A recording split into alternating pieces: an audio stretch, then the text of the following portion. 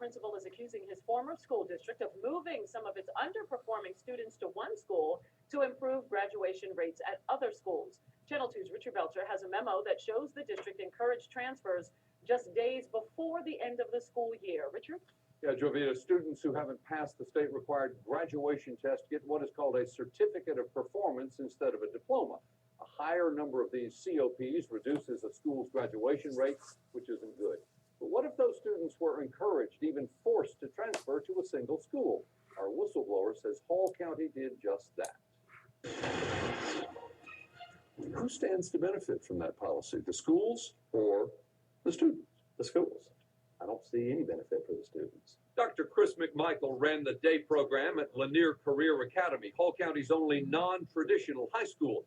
McMichael says as early as 5 years ago, the school system began pressuring low-performing students to transfer to Lanier from Hall County's traditional high schools, such as Flowery Branch. The system's superintendent says it was to help students who were struggling. McMichael doesn't buy it. Take them off the rolls and they don't count against you. You hide them. McMichael showed us this 2006 email in which Lanier's principal asked whether to force a low-performing student to transfer to Lanier over the objections of his family. The response from Hall County Superintendent Will Schofield was an emphatic yes. Hall County had not made AYP. A lot of it was due to the high schools and the graduation rates. And I think this was simply a way to make that AYP. In May of 2009, Lanier's principal wrote principals and graduation coaches at the traditional high schools. It's time to look at whether you want to transfer any of your COPs to Lanier to improve your graduation rate. We'll be glad to do that for you again. Lanier's principal noted that students could be enrolled on May 21st and graduate the very next day. Not well worded. At the time, Dr. Cindy Blakely was director of all Hall County high schools. Today, she's also principal of Lanier Career Academy. I can't imagine any argument to be made that they could benefit from enrolling here one day before commencement. And see if that is the same practice we have now, because it is not. So It was not. and it wasn't a good idea then. Not a good idea. Figures from the website of the Governor's Office of Student Achievement revealed dramatic changes in the distribution of Hall County's certificates of performance.